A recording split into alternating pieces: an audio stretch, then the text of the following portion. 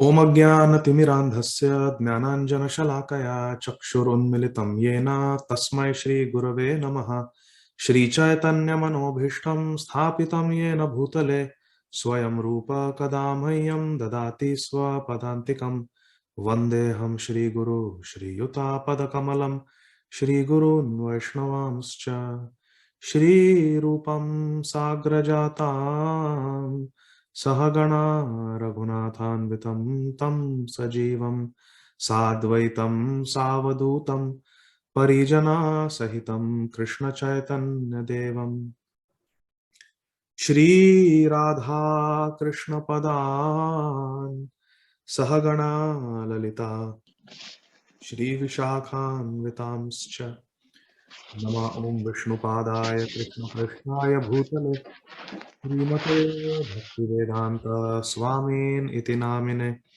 नमस्ते सारस्वते देवे गौरवाणी प्रचारिणे निर्विशेष शून्यवादी पाश्चात्य देशतारिणे वाञ्छाकल्पतरुभ्यश्च कृपा सिन्धुभ्य एव च पतितानां पावनेभ्यो वैष्णवेभ्यो नमो नमः नमो महावदान्याय कृष्ण प्रेम प्रदायते कृष्णाय कृष्ण चैतन्य नाम्ने गौरात्युसे नमः हे कृष्ण करुणा सिंधो दीनबंधो जगत्पते गोपेश गोपिका कांत राधा कांत नमोस्तुते तप्त कांचन गौरांगी राधे वृंदावनेश्वरी वृषभानुसुते देवी प्रणमामि हरिप्रिये जय श्री कृष्ण चैतन्य प्रभु नित्यानंद श्री अद्वैत गदाधर श्रीवासादि गौर भक्त वृंद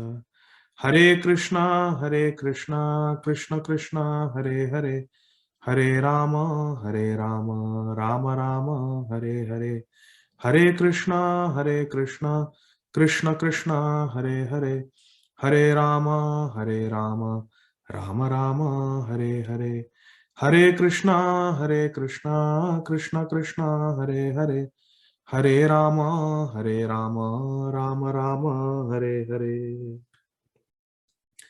हरे Krishna. So dear devotees, thank you so much for your kind association, and we will continue our study of Shri Bhagavad Gita. We are doing the 4th chapter entitled Transcendental Knowledge. So let me share my screen. I hope all of you can see. And all the translations and purports have been very kindly given to us by our founder Acharya, Shri Srimad Abhay Charanarvinda Bhaktivedanta Swami Maharaj, Srila Prabhupada. Srila Prabhupada ki Jai.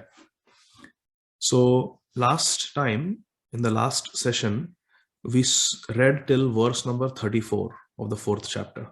And this verse talks about the importance of approaching a spiritual master, Guru. Importance of having Shri Guru in our life. Tadvidi pranipatena pariprashnena sevaya upadekshantite jnanam jnanina sattvadarshana. We saw that we should approach a spiritual master. First, we should identify who is a spiritual master and who is a devotee of Krishna, who is very pure in his behavior, in his activities, and who really understands Krishna. And we should surrender to such a Guru. We should ask questions submissively and serve the Guru also, render service to the Guru. And such a self-realized Guru can tell us how to make our life perfect and guide us. So now let's go to verse number 35. Again, we are doing an overview, so we are not going very word by word. We are not reading the verses and discussing different commentaries, but we are taking a bird's eye view of Bhagavad Gita, trying to get the fundamental fundamental truths from Bhagavad Gita. So verse number 35 of the 4th chapter. Krishna is continuing his instructions to Arjun. Krishna is saying, having obtained real knowledge from a self-realized soul, you will never fall again into such illusion. For by this knowledge, you will see that all living beings are but part of the Supreme, or in other words, they are mine. So let's read this verse because there is a special power in these Sanskrit shlokas.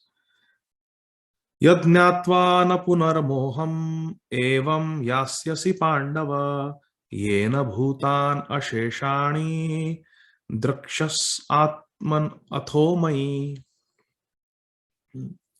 So Krishna is saying, Yad Jnatva na punar moham. Moha, this word, see my cursor, moham. Moha means illusion, to get confused, to get bewildered. Moham. Na punar moham. Punar means again. Na punar means you will never again fall into illusion. Yad Jnatva. Knowing what? That yena bhutani asheshani. That all these living entities, they are drakshasya atmani athomai. They are all within me. Mai means within me. Everything is within Krishna. Everyone is within Krishna. Like that Krishna is saying. So this knowledge that Krishna is about to give is very, very important knowledge. Krishna is saying this knowledge that you get from Sri Guru. So in the previous verse, verse number 34, Krishna is explaining the importance of approaching a Guru and learning from a Guru. Then Krishna is saying this knowledge, real transcendental knowledge, when you get from your Guru, you will never become confused again in life. You will have clarity. Verse number 36. Even if you are considered to be the most sinful of all sinners, when you are situated in the boat of transcendental knowledge, you will be able to cross over the ocean of the miseries of life. So my dear friends, we all have to face miseries in this world. All of us. Whether we are the richest person on earth, whether we are the most powerful man on earth, or whether we are just an average citizen. Whether we are in America, whether we are in India, whether we are in Nigeria, whether we are in South Africa, Australia, Russia, Iran, Iraq, you name it, any country of the world, everywhere there is misery, everywhere there is suffering. Is there any country? There are more than 250 countries on this planet, my dear friends. You can unmute yourself. Is there any country on this planet where there is no misery, where there is no suffering? No. Whether you are a US citizen or you are a British citizen or a New Zealand citizen, no matter where you are from, whether you are from Brazil, everywhere, from North Pole to South Pole, from the Eastern Hemisphere to the Western Hemisphere, everywhere, my dear friends, there is suffering. Why? Because Krishna says in Bhagavad Gita, this world is dukkhalaya. This is a place of sorrow. This is a place of misery. This world is like that. So Krishna is saying the only way to cross beyond the ocean of miseries.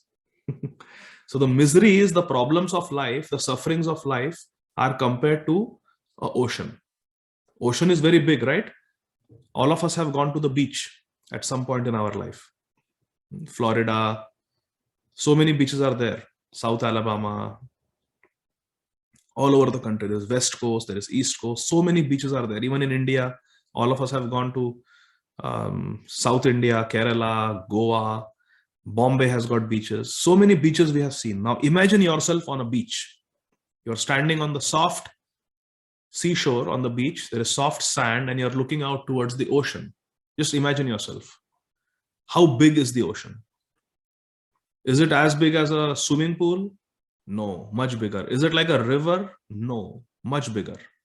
Huge. And you start going inside the ocean, it's practically endless.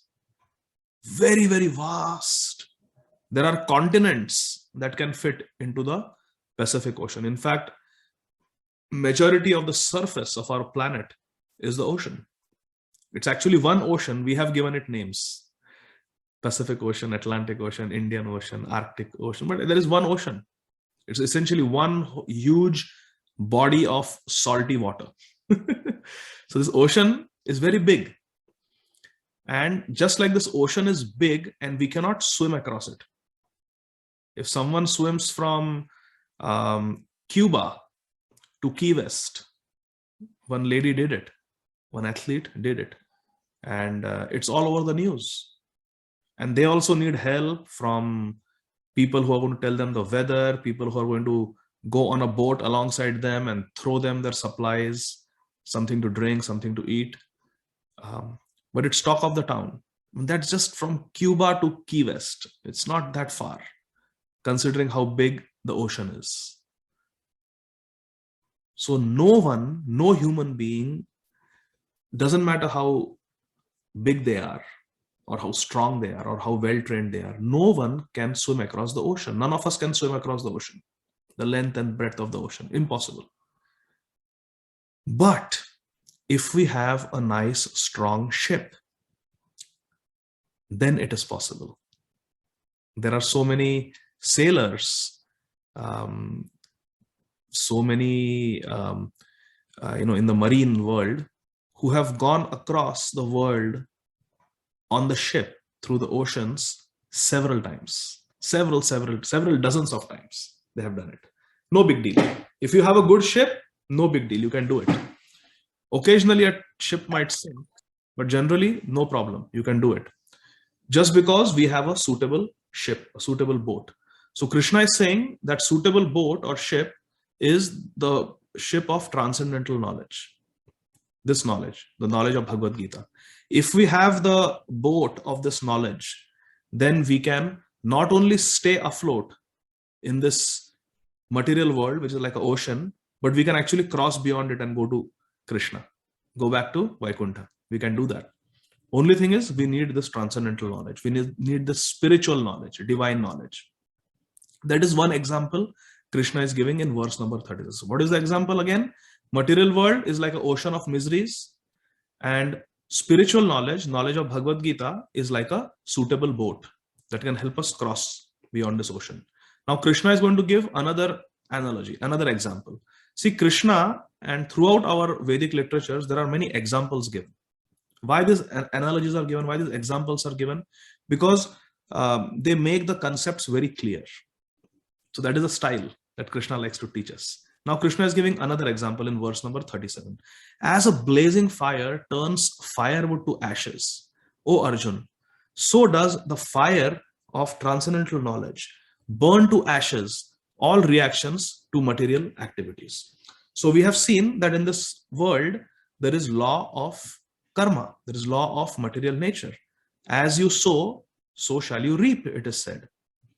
As we do our karma, we get results accordingly. If we commit sinful activities, we will go down in the hellish planets. If we perform pious activities, we will ascend, go up to the higher planets like Swargalok. Sattvam gacchanti urdhasva, and adho gacchanti tamasa. So if we do good activities, we will go up. If we do bad activities, we will go down in the hell. And if we do medium activities, mixed activities, then we will stay on this planet. So sattvam gacchanti, urdhvam gacchanti sattvastha, madhye tishtanti rajasa, jaganya gunavrittisya, adho gacchanti tamasa. So like that.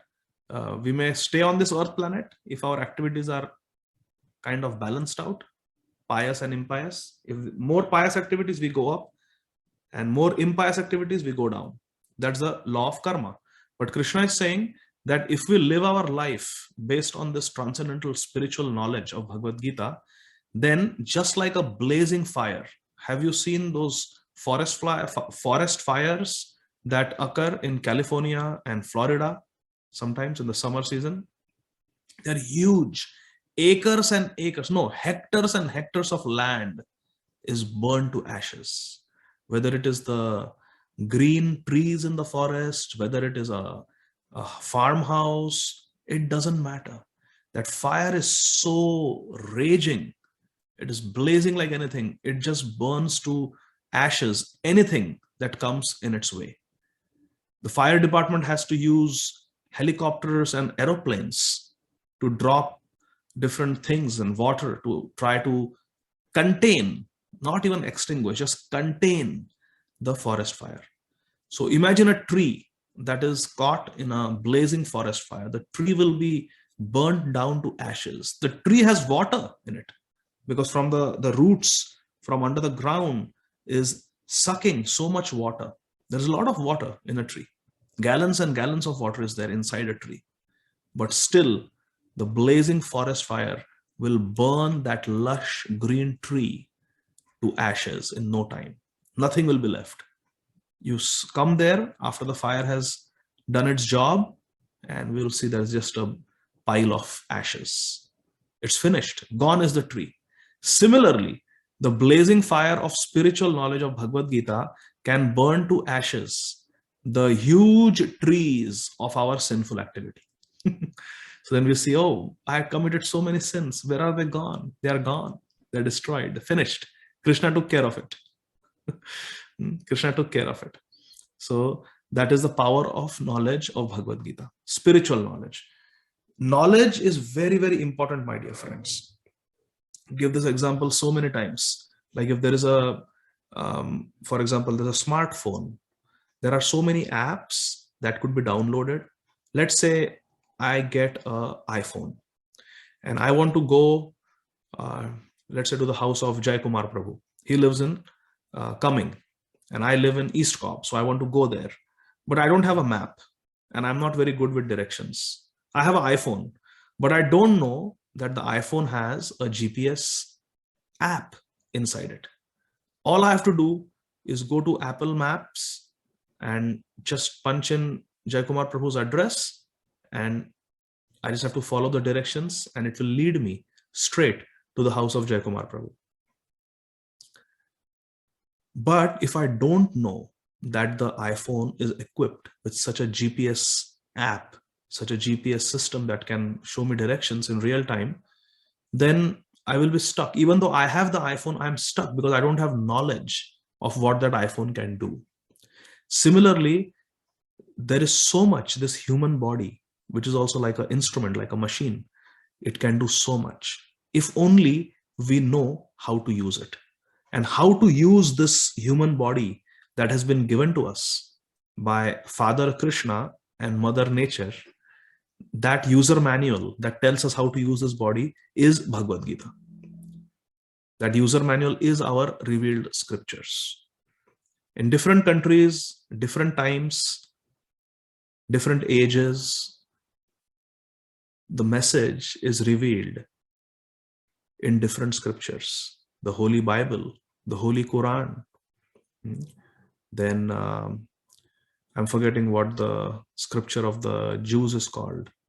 The scripture that Moses gave for the Jews, or Shri Guru Granth Sahib of the Sikhs, or Bhagavad Gita for the Hindus.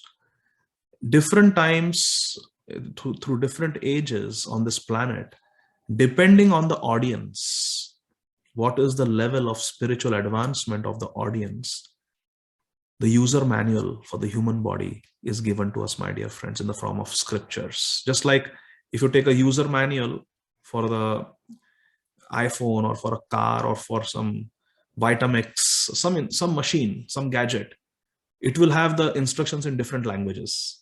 It will have it in English, in Spanish, in Hindi, in Chinese language. Why? Because for different people of different languages, different backgrounds, to cater to their needs. Similarly, the essential message of spiritual knowledge is given in different religions, world religions, in different languages for different people, depending on what is their level of spiritual maturity. Now, Bhagavad Gita is teaching us that this knowledge of Bhagavad Gita is like a blazing fire that will destroy all the sinful activities that haunt us in this material world. So therefore, we must take to the knowledge of Bhagavad Gita. And what have we learned until this chapter number 4 so far? What are some essential things that we have learned? We have had so many sessions on Bhagavad Gita. Can you all raise your hand? I'm going to stop the screen share for a second. Raise your hand and tell me something spiritual that you did not know before, but by reading Bhagavad Gita, you have gleaned that knowledge. Can you share something, some spiritual knowledge that you have understood from Bhagavad Gita? You can raise your hand.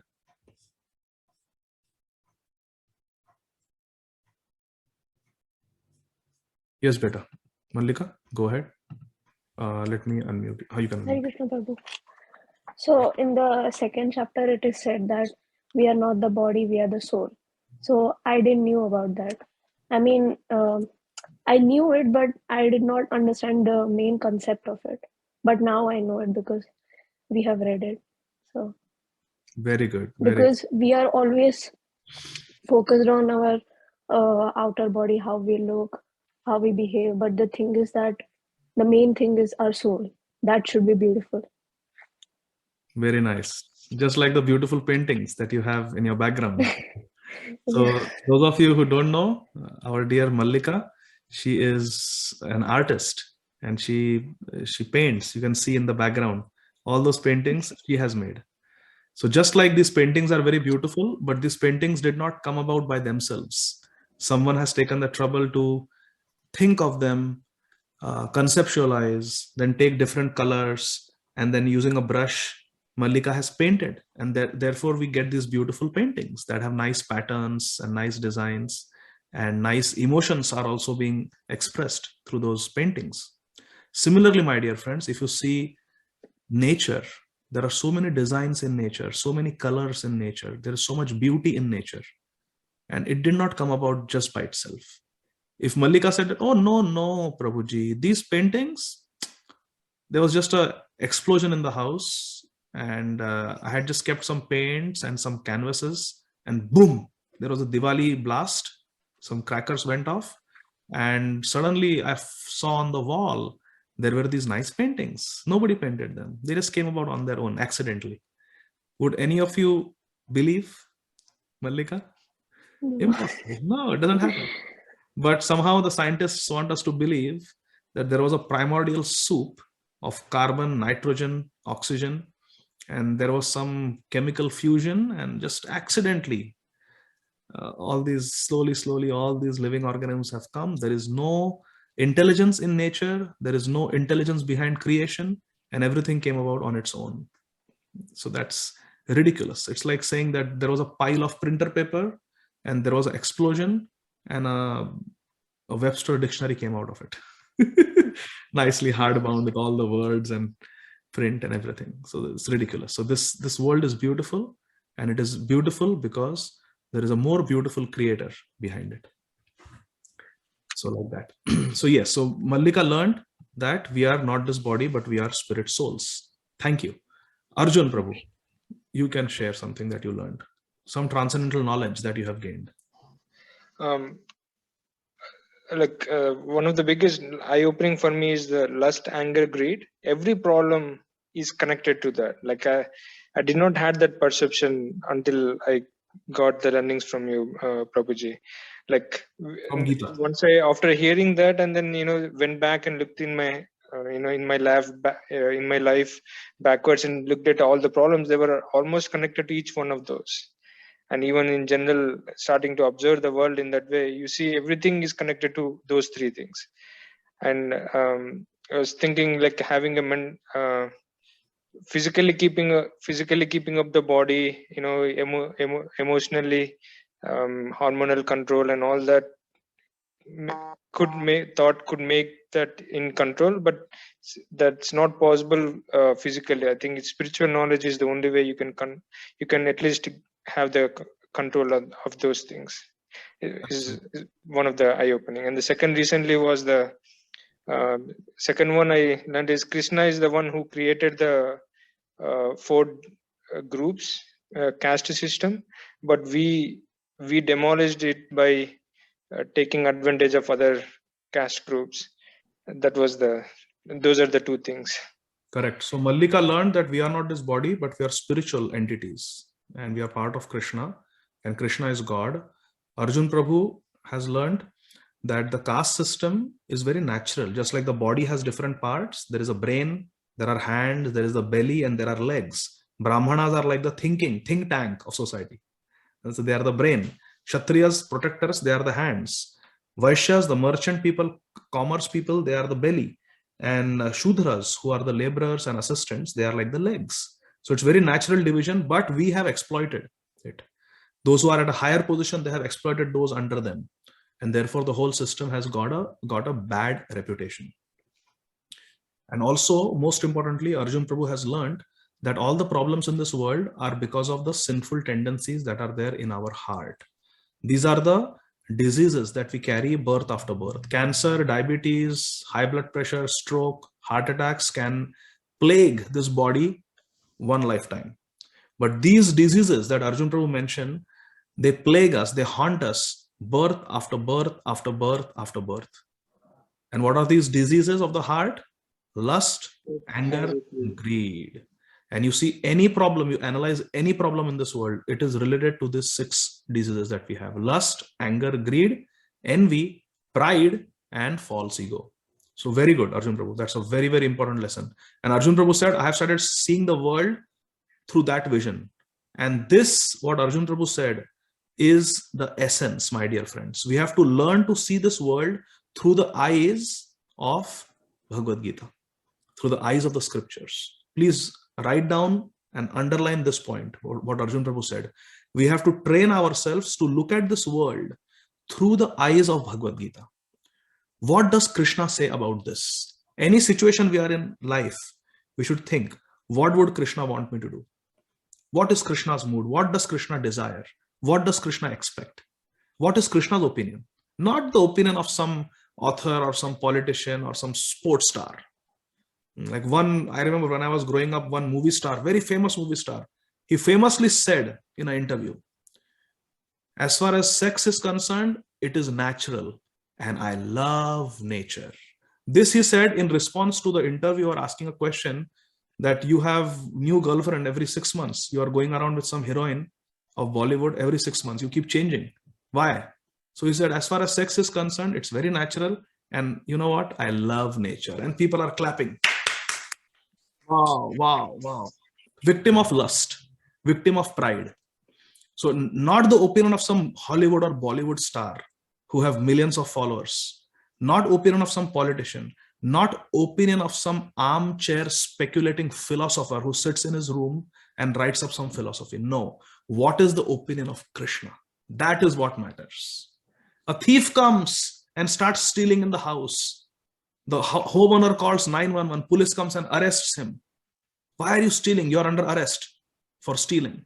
He says, hey, I did not know that stealing is illegal. In my house, it's legal. I steal in my house. It's legal. The cops will say, we don't care what you think. It doesn't matter what you think. What the constitution of this country says, that is what matters. And that's what we are going to follow. And he goes in jail. You see? So it doesn't matter what we say. We may say, oh, but abortions are legal. Eating meat is legal. Drinking alcohol is legal. Gambling is legal. It may be legal in the constitution of this country, but it is not legal according to the perfect law that has been created by Krishna. This whole world has been created by Krishna. We can create a country, and in that country, we can make our constitution and amend it. First amendment, second amendment, third. We can keep fighting. We can keep discussing in the legislative assembly and in the Senate and make, who cares? Who cares? This country did not exist 600 years ago. And probably few thousand years from now, it may not exist. These things keep changing, but Krishna's law will never change, has never changed. So what is Krishna's opinion? That is important. We should see this world through the eyes of Bhagavad Gita. Very, very important point, Arjun Prabhu. I congratulate you. Excellent point. Thank you, So Prabhu. now, Shampriya Mataji, please go ahead. Hare Krishna Prabhuji. So I realized how you were explaining that if we have attachment to anything and we cannot control our senses, then we cannot get the mercy of Krishna. So controlling the senses is important. And plus, I understood that, I used to hear all lectures from all different speakers, but what is the importance of a bona fide guru? So that is very important in the life. So Prabhuji, I got to understand that. Thank you. That's very nice. Our Shampriya Mataji, she understood that we cannot just go and do things as per the dictation of our senses. Eyes want to see something. Eyes want to see a movie. Ears want to hear some faltu news and waste hours after that listening to commentary of some people who are fallible. So many things our senses will demand, but life is not about just listening to the uncontrolled senses. That is like being on a chariot and letting the horse pull the chariot the way they want. No control, no reins, just you sit. Wherever the horses take, I will do that. Whatever the senses demand, I will eat that, I will hear that, I will see that, I will feed them whatever they want. No, that is not the sign of an intelligent person.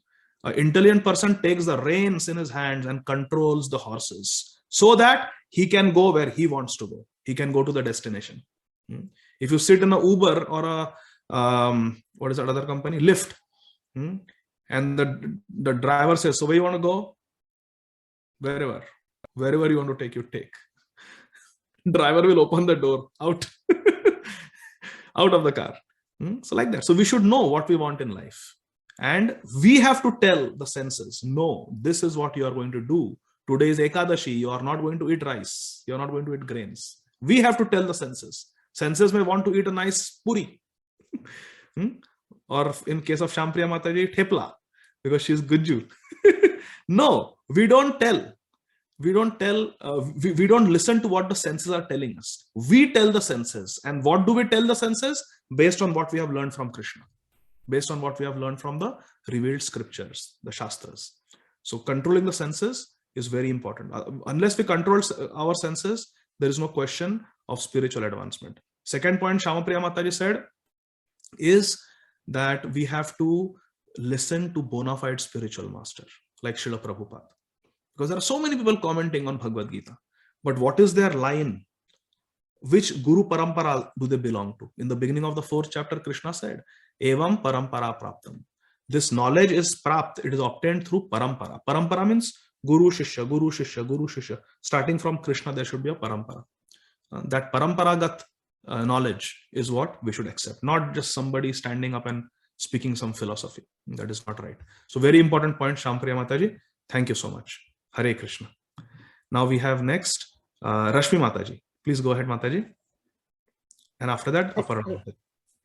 Hare Krishna, Prabhuji. Dhanavad Pranam, Jai Srila Prabhupada. Prabhuji, for me, the 3rd chapter was a kind of eye-opener about the karma. First, I was not having a clear understanding of karma is just the activity, do good things, kind of an high-level idea. But I understood that, a karma is the best in karma. When you do karma, do the things only to please the Lord. That is the best karma.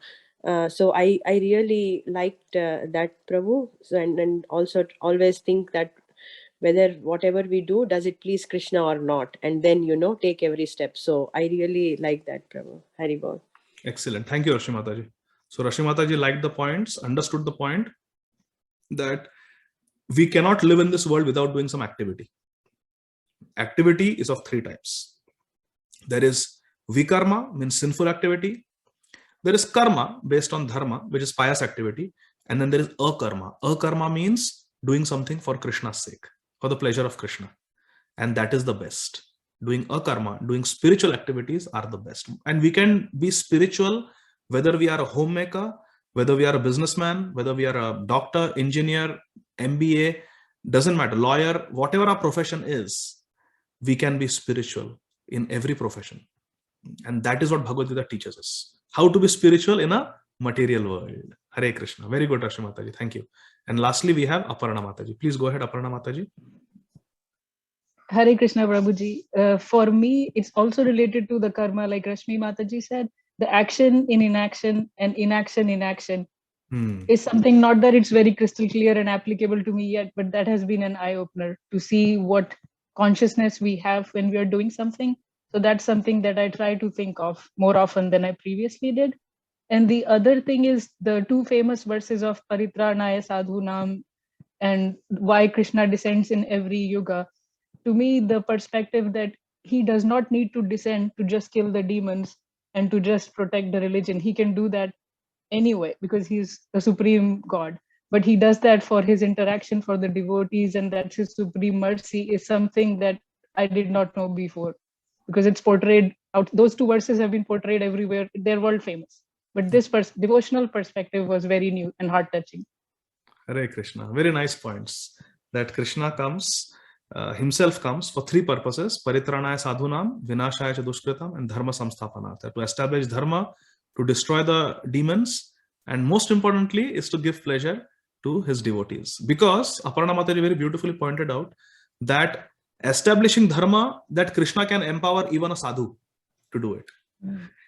Killing the demons, Krishna can simply desire, let this fellow get a heart attack and die. The demons can be destroyed by material nature. Durga Devi can take care. But what will give pleasure to the devotees? The devotees only want Krishna. So Krishna has to himself come, paritranaya sadhunam, to give pleasure to the sadhus, because they will not settle for anything less than Krishna. Beautiful, beautiful point. Very, very good. Thank you. I'm feeling so happy. Hare Krishna. So now we go ahead with our Bhagavad Gita. So we saw two examples that how spiritual knowledge is like a boat, and this material world and our immense karma, they are like a ocean. How Bhagavad Gita, transcendental spiritual knowledge, is like a blazing fire, and our sinful activities are like firewood, and they will be burnt to ashes. In other words, they will be destroyed if we have a life that is based on divine, spiritual, transcendental knowledge of Bhagavad Gita. Verse number 38. In this world, there is nothing so sublime and pure as transcendental knowledge. Such knowledge is the mature fruit of all yoga, means mysticism. And one who has become accomplished in the practice of devotional service enjoys this knowledge within himself in due course of time. This is very important. What is Krishna saying here? That in this world, what is the best thing? It is spiritual knowledge. There is nothing so sublime and pure as transcendental knowledge. In other words, transcendental knowledge, spiritual knowledge, knowledge of Bhagavad Gita is the best thing in this whole world. So if we want to acquire anything in this world, should we think about acquiring more dollars, more prestige, more followers on Facebook or Instagram? Or should we aspire for more spiritual knowledge of Krishna? Obviously, it is spiritual knowledge of Krishna. That's what we should aspire for. It is the mature fruit of all spiritual practices. And one who has become accomplished in the practice of devotional service. This is very important. So please pay attention, my dear friend. 100% attention for the next 30 seconds, please. We can get all the knowledge that we want. We can read all the spiritual books that we want. We can read Bhagavad Gita. But if we don't put the knowledge into practice, it is not very useful. Therefore, Krishna is saying, one who has become accomplished in the practice of devotional service. Such a person enjoys the true spiritual knowledge in due course of time. So what does this mean in due course of time? It may take some time because we have been in ignorance for a long time in this world. So after we come into illumination, it may take some time for us to really start experiencing the bliss, the joy of Krishna consciousness. It may not happen overnight, but the time it takes may be few years, but that time is insignificant because so many births we have been in ignorance and illusion. And within one lifetime, if we take it seriously, within few years, we can start experiencing that supreme internal joy of Krishna consciousness. But for that, what we have to do? We have to first become accomplished in the practice of what we are reading in Bhagavad Gita. So Bhagavad Gita is not a theoretical book. It has to be understood, and then we have to apply it in our life. Practical application. That will give the real fruit. Verse number 39. A faithful man who is dedicated to transcendental knowledge and who subdues his senses. See, Shampriya Mata is talking about controlling the senses. Again, Krishna is stressing the importance. A faithful man. Faithful man means one who has shraddha, one who has faith in the Bhagavad Gita. A faithful man, one who has faith in Bhagavad Gita, who is dedicated to this transcendental knowledge of Bhagavad Gita, and who subdues, means one who controls his senses, is eligible to achieve such knowledge. So what do we need? We need two things, my dear friends. One is we need faith in the words of Krishna in Bhagavad Gita. And number two, we need to control our senses, which means we should not do just whatever we want. No. Disciple means discipline. Disciple means discipline. We need to have some discipline. We may want to just sleep for 10 hours. No. Prabhupada said we should not sleep for more than 6 hours. So if we sleep at 11 o'clock, we should wake up at 5 o'clock. If we sleep at 10 o'clock at night, we should wake up at 4 o'clock. No more than 6 hours. For a spiritualist, For a materialistic person, no, you can sleep. Their whole life is about sleeping. How to make sleeping more comfortable. Tempur-Pedic or Posture-Pedic, what not. You press a button, memory foam, this and that. You can do everything. Because the whole purpose of life is to just sleep. Success of life is how much you can sleep. How much free time I have got. That is a success of life for a materialist. My dear friends, a spiritualist doesn't have one moment of free time.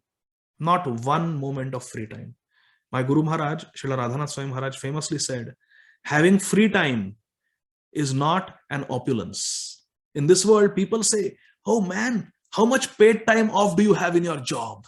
Oh, I'm a hospitalist. I'm 7 on 7 off. I work 7 days. I get 7 days off. Oh, wow. Oh, I'm ER physician. I only work 10 days in a month. I get 20 days off. Oh, really? Oh, I have got, I'm Monday to Friday. I have weekends off and I have got 6 public holidays off in a year. Oh, okay.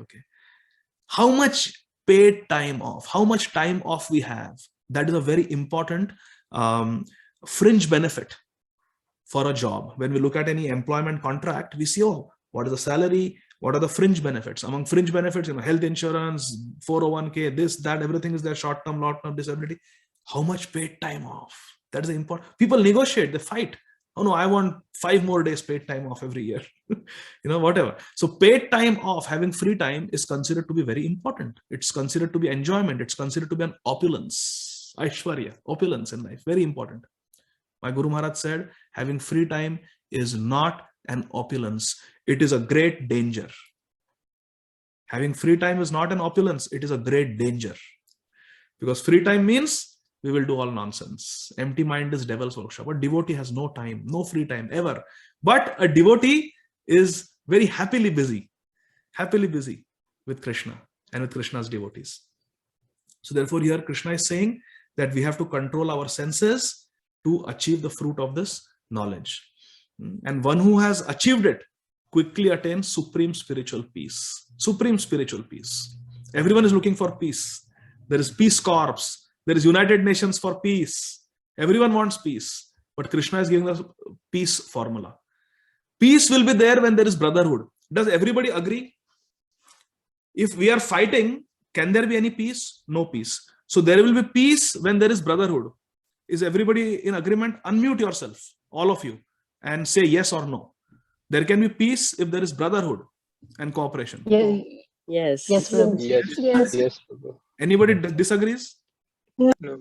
No. So we can have peace if there is brotherhood. You know what Srila Prabhupada says? Srila Prabhupada says that how can there be brotherhood without a common fatherhood? First we have to accept Krishna as the father. Only on the basis of that common fatherhood can there be brotherhood between the children. Because children become brother, boys or girls, they become siblings if there is a common father. So first we have to accept our father is Krishna. There should be common fatherhood. Only then there can be brotherhood in this world, and there can be peace. So many organizations can try to create peace. There is no peace. Despite NATO, despite United Nations, there is no peace, my dear friends. No peace. Russia and Ukraine, Israel and Palestine, India and Pakistan, India and China, everywhere, all over the world.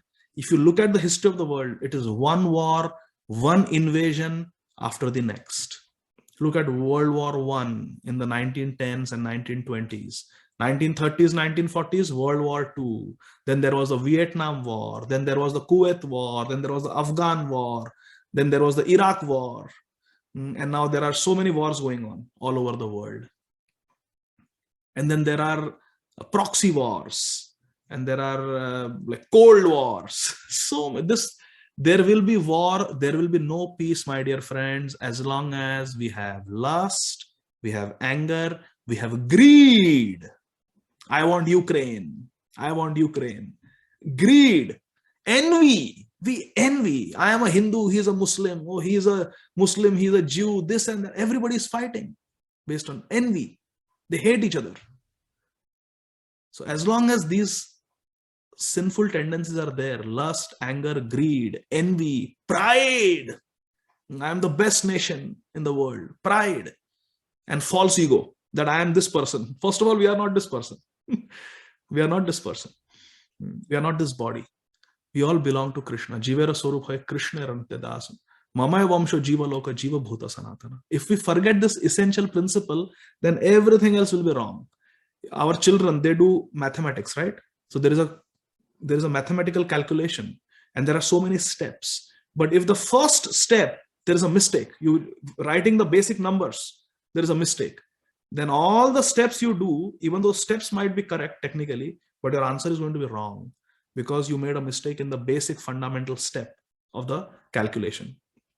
Similarly, if our basic premise is wrong, we think that I am this body, I am a Hindu and I am an Indian, and you are a so-and-so and you are so-and-so, and therefore I hate you. You are my enemy, and this country is my friend, that country is my ally, that country is neutral, and that's how this world is. This whole basic concept is wrong. First of all, we are not Indian, we are not Pakistani, we are not Iraqi, we are not American, we are not Australian. We are all belonging to Krishna. Krishna says, Mamai Amsha, Jiva Loka, Jiva Bhuta Sanatana. Sanatana means forever. Forever. All of you are my part and parcel. We belong to Krishna. We belong to Krishna. We have created these divisions. So there can be universal brotherhood, my dear friends. There can be universal peace if we accept the message of Bhagavad Gita by accepting Krishna as our Lord and Master and Father. So therefore Krishna is saying, such a person quickly attains supreme spiritual peace. So peace cannot be material peace. If we try to get peace with material solutions, it will fail. What is Krishna saying clearly in Bhagavad Gita?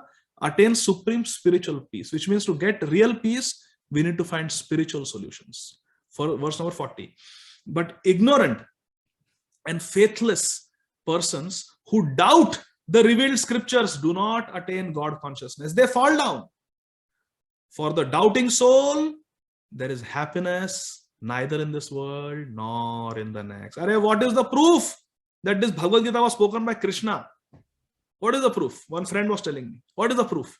Arey, yaar, that Bhagavad Gita is nothing special. It was just a conversation between two friends, yaar, that Krishna was trying to convince that Arjun to fight. Bas, khatam. There's nothing more to it. Why are you taking that Gita so seriously? One friend of mine told me like that. Friend of mine told me like that. And now he is an alcoholic. He is son of a minister in India. Alcoholic.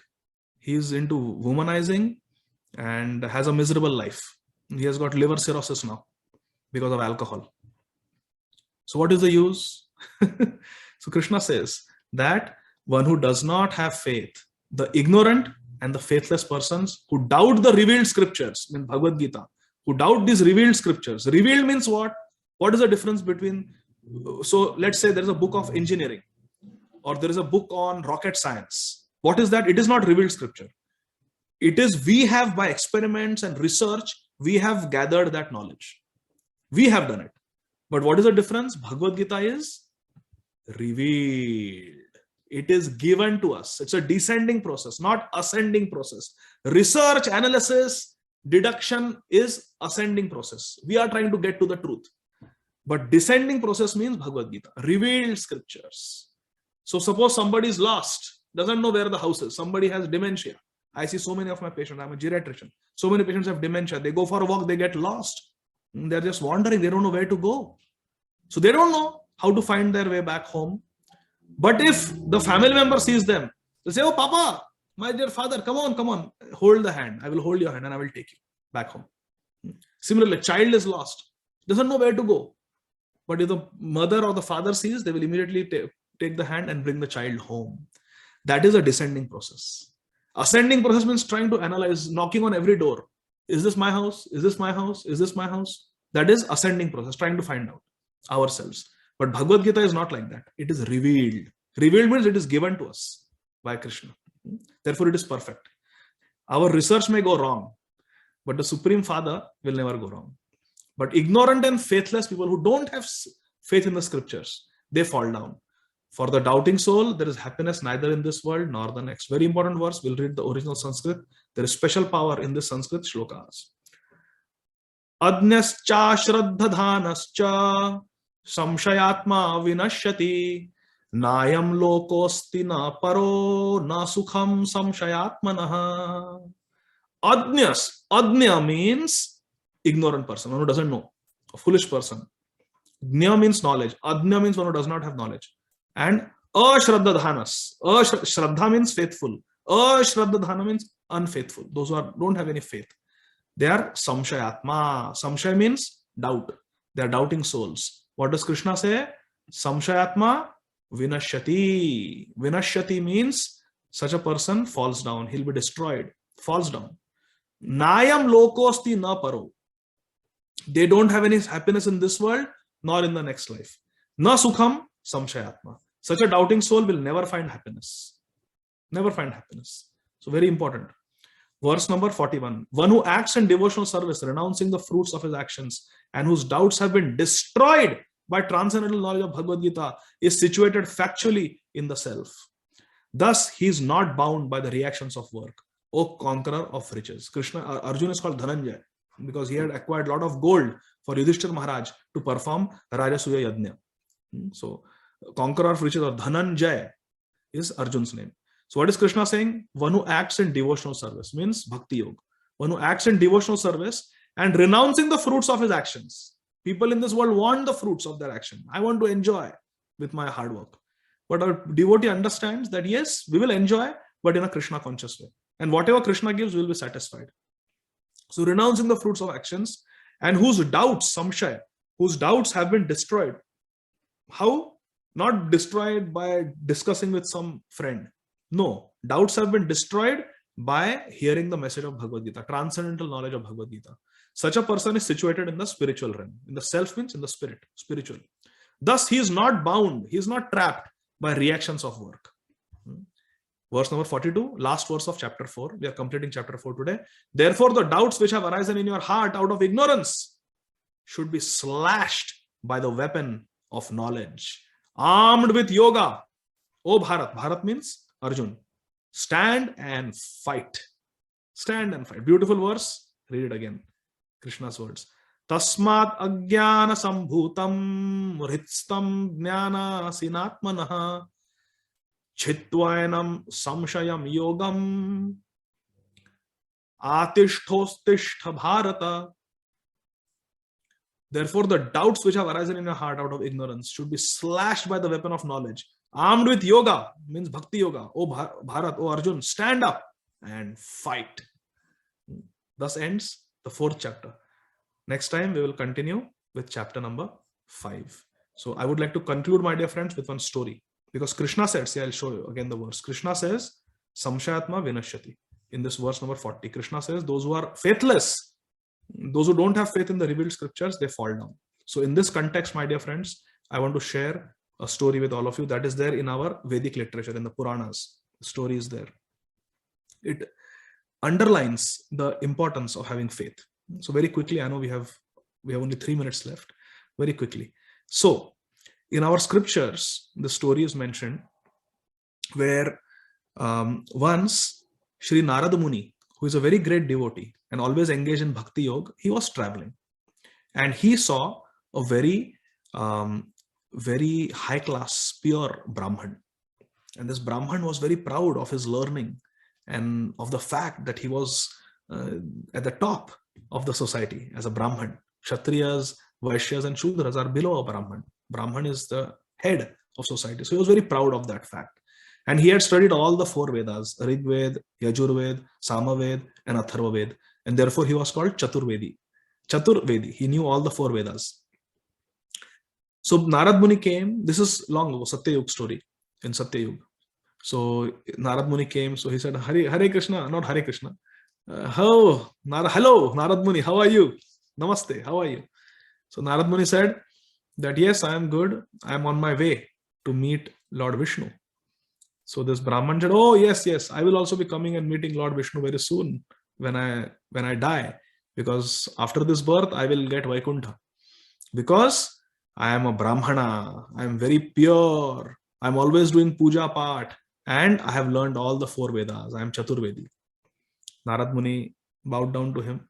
Brahman Deva Namaskar. And Narad Muni went ahead. He went ahead and under a tree, he saw a very humble cobbler. Now, cobbler's job is not very pure, because cobbler has to deal with leather, and leather comes from animals, especially cows. So it's not a pure thing. But this is what this cobbler had been taught from his childhood. That was his family business, and he did not know anything better. So he was just a humble cobbler, but he was humble. He was not proud and arrogant. And he had simple faith in Krishna, simple faith in God. So Narad Muni went, and as soon as he saw Narad Muni, he immediately got up. He fell down on the ground, offered his pranams. Oh, sadhu, Narad Muni, Shripad Narad Muni, namaskar, dandavat pranam, Hare Krishna, Hare Krishna. How are you? And Narad Muni says, I'm good. I am on my way to Vaikuntha to meet the Supreme Lord, Lord Narayan. The cobbler said, you are so fortunate, Narad Muni. You are so dear to the Lord. Whenever you want, you can go to Vaikuntha and you can meet Lord Narayan. But look at me. I was born in a very low-class family, very poor family, very uneducated family. And look at my job also. My profession is so dirty. I have to deal with the skin of dead animals. I am a cobbler. I make shoes. Please bless me so that I can improve spiritually. Please bless me so that I can improve spiritually. Narad Muni said, all right, I am going to meet Lord Narayan. Is there anything you want me to ask Lord Narayan? Any questions you have that you want me to ask Lord Narayan? So this cobbler said that there is nothing I want to ask, but if you suggest, then please, if you think it's appropriate, please ask Lord Narayan that this humble cobbler who is so contaminated, so fallen, so low class, is there any possibility that in the future, maybe after some millions and millions of lifetimes, I will get to see Lord Narayan with my own eyes? That Lord Narayan who has got the complexion like a rain-filled cloud, whose skin is softer than freshly churned butter, whose eyes are beautiful like the petals of a freshly blossomed lotus, who wears the Kaustubh Mani on his chest, who wears a yellow dhoti, Pitambar dhoti, and who is the most beautiful person in the whole world. On his left side, Srimati Lakshmi Devi stands. Oh, when will I see the Lord? In his 4 hands, he is holding Shankha, Chakra, Gada, Padma. He's holding a lotus flower, a Gada, a mace, Sudarshan Chakra, and a conch shell, Shankha. He's so beautiful. When will I get to take darshan of Lord Narayan? Please ask him. Narad Muni said, all right, I'll go. Narad Muni goes to Lord Narayan, and Lord Narayan is sitting there. Narad Muni goes, offers beautiful prayers to Lord Narayan. Lord Narayan is very pleased. And Narad Muni said that, my dear Bhagwan, today I saw 2 people. One very high-class Brahman. He has studied all the 4 Vedas. He's very knowledgeable. I wanted to know, when will he see you? When will he come to Vaikuntha? And then I also saw a very humble cobbler. He's not educated. He's illiterate. I wanted to know, and he wanted to know, when will he, after how many lifetimes will he see you face to face? Will he come to Vaikuntha after how many lifetimes? Lord Narayan smiled and he told Narad Muni, go and tell the Brahman that he will not see me for hundreds and hundreds of lifetimes. He will not see me. He will have to take many, many births in the material world. Narad Muni said, oh, why is that? But he's so learned. He knows so many mantras. He has studied all the Vedas. Why he will not get? He's a Brahman after all. Why he will not get you? Lord Narayan said, because he's very proud and arrogant. He doesn't have humility. Very proud, very arrogant. Such people cannot get me. Dinera adhika daya kare Bhagavan, Pandita kulina dhani bada abhiman. He's very abhimani. So he will not get me. All right. And what about the cobbler? Oh, Lord Narayan was very happy hearing the mention of the cobbler. So that cobbler, tell him that he is a very dear devotee of mine. I love him very much. And tell him he should not have any doubt. As soon as he dies, Garudji will come. My Garudji will come and bring him back to Vaikuntha. He is going to see me face to face after this lifetime. Yes, he is very dear to me. He is my devotee. So Narad Muni said, but that cobbler, he's a cobbler. He's dealing with leather and he's so fallen. Lord Narayan said, that's okay. Because of his previous karma, he was born in such a family, very low-class family. But in this life, he's very humble. And he always chants my name. Whenever he's working with the leather and making shoes and repairing people's shoes, he's always chanting Narayana, Narayana, Narayana, always chanting my name. He's my devotee. Tell him that all his sins are destroyed and he has faith in me. He's not Samshayatma. He's not a doubting soul. He has faith in me. Sahaj Shraddha. He has simple faith in me. So he will come to me. Tell him. All right. And Narad Muni is about to leave. Lord Narayan says, wait, Narad Muni, there's one more thing. When you see them, tell them what I was doing in Vaikuntha. Because they might doubt you. Did you really see Lord Narayan, or you are just making it up, making up some stories? So you must tell them what I was doing. So Narad Muni said, yes, I will tell them that you were sitting on Lord Anantashesh with Lakshmi Devi massaging your feet. No. Tell them, Lord Narayan says, tell them. This is Satyayug. So I took a small needle and I took a very huge elephant and I put the huge elephant through the small hole, the small eye of the needle. That's what I did. Tell them. So Narad Muni smiles. He said, Prabhu, aapki adbhut leela hai. Your pastimes are amazing. I cannot understand, but I will go and tell them. So Narad Muni comes down back on earth. He first goes to the Brahman. The Brahman says, so Narad Muni, you came back. You met Lord Narayan. What did he say?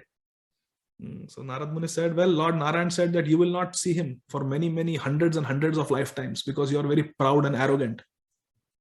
Hey? The Brahman says, what nonsense. Lord Narayan cannot say such a thing.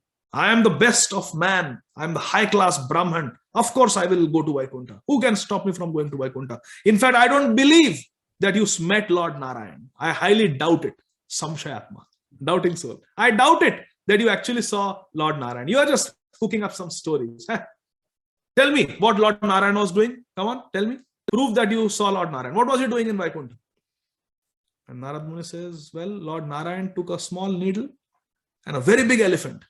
And he passed the big elephant through that small hole of that needle. The Brahman starts laughing. Ridiculous. Ridiculous. Go and tell this story to some 2-year-old boy. I'm not going to believe this cooked up stories. You never saw Lord Narayan. Out from here. Go. I don't believe you. Narad Muni bows down and leaves. Hare Krishna. Here my Guru Maharaj, Srila Radhanath Swami Maharaj, said something very sweet. He said that this story happened in Satyayug. In Satyayug, the elephants were even bigger, right? We know as the time goes by, the size of animals and humans and the trees, everything shrinks. So in Satyayug, the elephants are much bigger than what we see. The African elephants and the Asian elephants, they are tiny compared to the elephants of Satyayug. They were very big. And Maharaj was saying in Satyayug, the eyesight of people was very strong. People had strong eyes. They didn't wear the corrective lenses or glasses in those days. In Satyayug, it's not required because the environment was so pure, their lifestyle was so pure, they did not need glasses. The eyesight was very strong. And therefore, the needles were very fine and very small. And the eye of the needle were even smaller than what we have today because people had strong eyesight. So Maharaj said the elephants were bigger and the needles were smaller. But still Lord Narayan was passing the big elephant through the eye of a small needle. So then Narad Muni went to the cobbler. And again, the cobbler very respectfully received Narad Muni, offered his namaskar. Narayan, Narayan. He greeted Narad Muni. Narad Muni said, I met Lord Narayan and I asked him your question on your behalf. Oh, ho, ho, ho. Cobbler looked down in embarrassment. He said, what did my Prabhu, what did Lord Narayan say? Narad Muni said, Lord Narayan is very pleased with you. He said, in this lifetime, you will get him. Bas, this is your last birth in this material world. You are going to go to Vaikuntha after this. So rejoice, be happy. Continue chanting Narayan's name and continue with your bhakti. And do you know what Lord Narayan was doing when I saw him? The cobbler says, please tell me, my Lord. Narad Muni says, Lord Narayan was passing a huge elephant through a small eye of a tiny needle. Oh, really? The cobbler became so happy when he heard this. Really, my Lord is so wonderful. He is so wonderful. And he started dancing. My Lord is so wonderful. Narayan, Narayan started dancing in joy. Amazing, amazing, amazing. So Narada said, what? You really believe that? You really believe that? And the cobbler said, oh, why not? Of course, I believe it. Narada says, why do you believe such a miraculous thing? Why do you believe it? So the cobbler said, this is not miraculous. This is very much possible. It's no big deal. The cobbler was sitting under a tree. It was a banyan tree. The cobbler pointed to the banyan tree. So Narad Muni, see this banyan tree? It's so huge. This banyan tree is much bigger than elephants. Much bigger than the elephants. But this huge banyan tree, Lord Narayan can put inside a small banyan tree seed. This banyan tree gives seeds. So many seeds are falling from this banyan tree. Each seed has a huge banyan tree inside it, packed inside it. Just have to put it in the ground, and in a few years, it will grow into a huge banyan tree.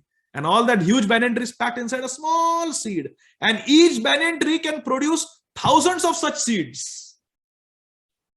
So if the Supreme Lord Sri Narayan can pack a huge banyan tree, which is bigger than an elephant, into a small seed, which is smaller than a needle. Needle is this long. The seed is this much. Then what is so wonderful that he can pass a huge elephant through the eye of a needle? It's no big deal. It's no miracle. My Lord is very wonderful. My Lord can do anything. Kartum, akartum, annatha kartum. What is impossible is possible for the Lord. So I don't have any doubts. And I'm so happy that my Lord is performing such wonderful pastimes. So this story, my dear friends, shows us the importance of having faith. Simple, childlike faith, not blind faith. We have to analyze this world through the eyes of the scripture. We have to give spiritual life a try. We should start chanting, and we should see how Krishna takes charge of our life. How we can experience so many incidents in our life that are simply wonderful. And when we experience this reciprocation from Krishna, our faith becomes strong. And then we do more bhajan. And then we get more experiences and more bhajan. And then in this way, the devotee makes more and more spiritual advancement. So it is not blind faith. It is faith based on reason and logic and practical experience. Practical experience. So this faith, my dear friends, is very important. In fact, this is the take-home message from today's discussion. Please pay attention. Faith or Shraddha in Krishna and Krishna's words in Bhagavad Gita, faith in Krishna's message in Bhagavad Gita is most essential wealth that we have in our life, my dear friends, and we should protect it. If someone is attacking our faith, someone is disturbing our faith, we have to be very careful, and we have to avoid associating with such people. But people who nourish our faith, who increase our faith, we should spend our time and make friendship with such people. Faith is very special. Faith is very essential, my dear friends. It is the first step in making spiritual advancement. First step is faith. Ado Shraddha. Tatha Sadhu Sangha. Tatha Bhajana Kriya. First, we should have faith. Because of faith, we get association of devotees.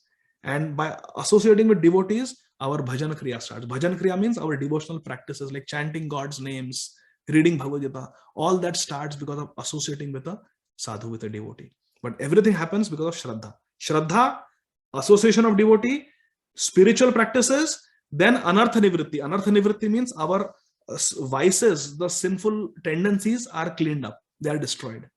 And then we get Krishna. So it's like that. Remember, first faith, association of devotees.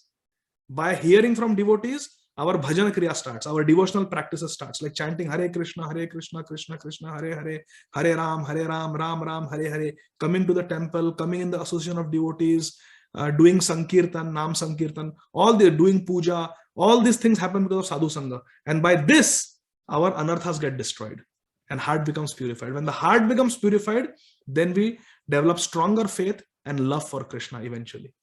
So you see, it all started with faith. Faith in what? Faith in the sadhu and shastra. Because of that, bhajan kriya. Because sadhu and shastra will tell us, do what? Do bhajan, chant Hare Krishna. So we do chant Hare Krishna. That causes purification. And by purification, we get Krishna. Okay? So this is the stages of a sadhak. But most important is the first stage, Shraddha. So we should protect our Shraddha by all means. Hare Krishna. So I will stop here. And by Krishna's mercy, if Krishna desires, we'll continue next time. So we completed chapter 4. We'll start chapter 5 next Saturday, Krishna willing. So thank you, everyone. Jagat Guru Srila Prabhupada ki jai. Jai. Hare Krishna Prabhu. Hare Krishna Prabhu. Hare Krishna Prabhu, thank you so Krishna much. Prabhuji, thank you so much. Hare Krishna. Pranam Prabhuji. Hare Krishna. Hare Krishna.